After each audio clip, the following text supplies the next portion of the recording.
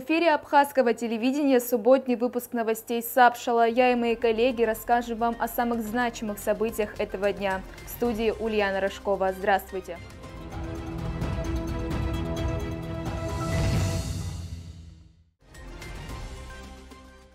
Сегодня в нашем выпуске: как управление госавтоинспекции борется с правонарушителями на дорогах. Сухумский ботанический сад за летний период посетили 35 тысяч человек. О планах на ближайшее будущее. О важности профессии педагога. Как молодому учителю физики удалось стать не только наставником, но и другом. Завершился второй тур международного музыкального конкурса лаборатории Алисы Гизба.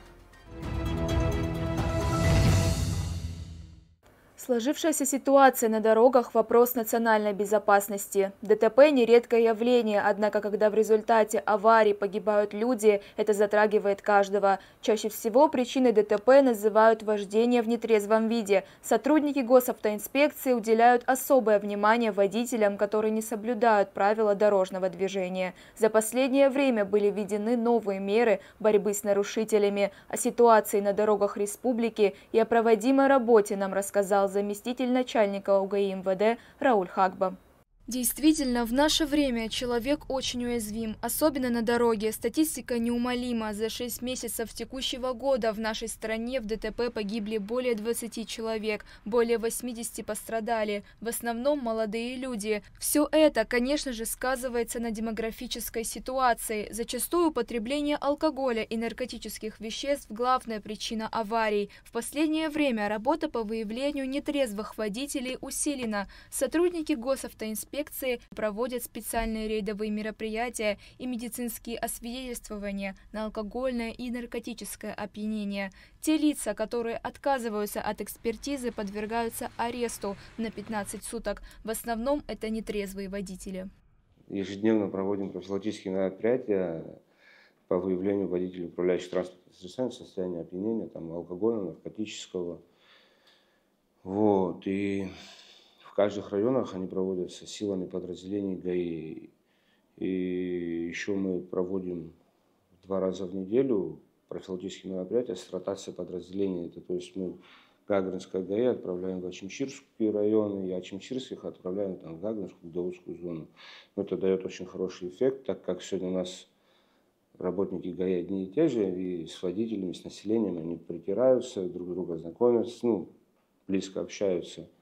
И может кто-то кого-то где-то может и просто пропустить. А так это дает эффект такой, что они друг друга не знают, и получается хороший эффект. По поводу водителей, тех, которых отказываются от прохождения медицинского свидетельства, сегодня у нас в соответствии с Кодексом Республики Абхазия о судопроизводстве мера наказания у них 15 суток, это за первый раз. За аналогичное нарушение в течение года мера наказания у них 30 суток. Помимо штрафа в размере 30 тысяч рублей, у водителя в состоянии алкогольного опьянения изымается водительское удостоверение, а также транспортное средство, которое отправляется на штрафстоянку. Ситуация на дорогах за последние месяцы немного улучшилась. Динамика хорошая, но на этом останавливаться нельзя. В планах у работников госавтоинспекции закупить новые специальные камеры, которые смогут фиксировать отсутствие ремня безопасности во время вождения транспортом и пользования телефоном. Составляется административный материал, изымается водительское удостоверение. Транспортное средство ставится на штрафстоянку. На штрафстоянку машина ставится на месяц. И у нас штрафстоянка здесь сзади нашего здания, это которое относится, когда машины ставятся в Сухумский район, Гулревич. И также в каждом районе при УВД есть штрафстоянки, куда машины доставляются и ставятся на месяц. Машина опечатывается, и опечатанная стоит месяц. Проблемы возникают, но мы их решаем, разговариваем с гражданами, объясняем, что это вынужденная мера, что у нас очень много гибнут люди на дорогах, и как-то надо прийти к тому, чтобы чуть сократили нашу смертность на дорогах. Если сказать по статистике, у нас за август 2024 года, после введения данной меры, у нас в августе 2024 году погиб 1 человек на дорогах. Если брать по сравнению с прошлым годом, в прошлом году у нас было погибших 10 человек. То есть разница у нас минус 9 человек, и это Ни много ни мало. Это очень хороший показатель. А если брать по дорожно-транспортным происшествиям в целом, то у нас было за август зарегистрировано 16, и раненых было 15. А в прошлом году в августе было 30 ДТП и 55 раненых. То есть, динамика у нас общая. И за сентябрь у нас было 17 ДТП, 4 погибших. Если брать по сравнению, то это -4, -1 у нас. Конечно же, ужесточение мер наказания и постоянные рейды ГАИ должны положительно сказаться на ситуации с ДТП. Но здесь важно, чтобы каждый участник дорожного движения помнил об ответственности. Каждый водитель должен осознавать, что, садясь пьяным за руль, он подвергает опасности не только себя, но и других людей. Ульяна Рожкова, Лилиан Маршан, Абхазское телевидение.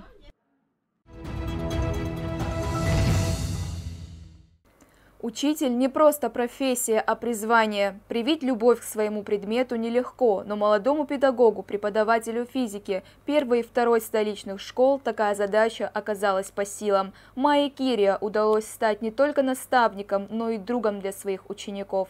В этом убедилась Гугуца Вардания. Наши весы показывают 0. Хорошо. Мы ставим сюда тару, обнуляем. Сюда на весы я кладу бумажку. Какая масса у нашей бумажки? 2,14. Сейчас я подожгу, а ты будешь говорить, что происходит с весами, что они показывают. Готов? Преподаватель физики Майя Кирия наглядно показывает ученикам 8 класса первой столичной школы процессы, возникающие в телах и при их нагревании или охлаждении. Ведь сегодня тема урока – тепловые явления. Рисунок нагревания веществ. У меня тоже вопрос был, не поняли, что это за рисунок и что он обозначает. Это опыт нагревания разных веществ в одинаковом количестве. Новую тему молодая учительница объясняет подробно. Различные методики преподавания, интерактивный подход, интеллектуальные игры – все это делают занятия интересными, формируют командный дух и стремление побеждать, говорит преподаватель. На разных этапах урока у них есть возможность и самостоятельно поработать, и поработать в команде, и поработать с напарником. Это их как бы и стимулирует, как бы показать себя с лучшей стороны, как-то больше стараться, больше себя проявить. И в то же время дает возможность каждому ребенку поработать, вне зависимости от того, какая у него успеваемость. Вообще, на самом деле, у нас очень много учителей в городе, в Абхазии вообще, кто стремится как-то разнообразить свои уроки, что-то интересное применять. Конкретно то, что я применяю, это нельзя назвать совсем новой методикой, то есть это все то, что основано на старой советской школе, на методике Выгодского. Я как бы стараюсь искать различные подходы, приемы. Мне в этом помогли в Центре развития, в Центре за инновации в образовании Абхазии. Вот, они предоставляют гранты как раз для учителей, которые хотят как-то улучшить свою методику, применять что-то интересное на уроках, воспитывать в детях те навыки, которые им действительно пригодятся в жизни. Парты в классе стоят немного не в привычном порядке, но за каждой из них команда ребят, которые работают по заданиям Майи Сергеевны. Вот, например, одной из них – ответить на вопросы соперника правильно. 30 секунд, пожалуйста, что записали, какой вопрос вам задали? Рассказывайте. Записали формулу. Q маленькая равно Q большая, деленное на M. Мы записали, в чем вычисляется джоуль, деленный на килограмм. По словам ребят, многие из них еще не выбрали свою будущую профессию, но прекрасно понимают, что физика везде вокруг нас и с удовольствием посещают уроки Майи Сергеевны, ведь ко всем ученикам у нее индивидуальный подход. Привить любовь к своему предмету непросто, и молодому педагогу это удается. Майя Сергеевна хороший преподаватель, она хорошо объясняет, внятно. И если даже мы не поняли, тоже много раз объяснит. Мне нравится очень на физике, когда я познаю что-то новое и того, что я не знал, и мне это очень интересно. Еще я хочу похвалить Майю Сергеевну, то, что у нее она индивидуально все преподносит, мне это нравится. Любимый физик скорее Эйнштейн, потому что Эйнштейн – это величайший физик, я так считаю. Да, Ньютон тоже от него недалеко ушел, но мне все же больше симпатизирует Эйнштейн. Каждый день у меня нет выходных, у меня 7 уроков подряд, поэтому, естественно, не бывает так, чтобы все 7 уроков прошли гладко, и все дети все поняли, и всем все далось легко. Бывает тяжело, бывает устаю, но вот каждый день задаю себе вопросы, зачем я сегодня в школу иду, а что я сегодня могу сделать хорошего, кому я сегодня могу помочь.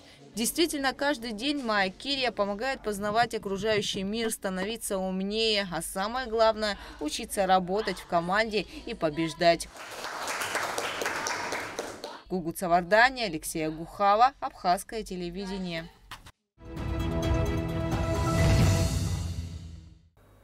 Завершился второй тур международного музыкального конкурса лаборатории Алисы Гицба, который прошел в Малом зале Московской консерватории. Конкурс проводится с 2022 года. Его целью является укрепление дружественных связей России и Абхазии. Международная лаборатория открылась в июле 2024 и будет проходить на протяжении всего года. Во втором туре на сцену вышли лауреаты второго музыкального конкурса Алисы Гицба, среди которых обладательница Гран-при Софья Сакания, Владислав Бирюков, Кристина Попова и скрипичный дуэт Иван и Юлия Покровские. В этом году на участие в проекте было подано более 200 заявок. Ко второму туру было допущено 111 вокалистов и 59 музыкальных инструменталистов. Первый отборочный тур у нас проходил по видео. Было очень много заявок, более 200 для вокалистов. И еще участники у нас есть ансамбли. Вот ансамблей у нас было около 25.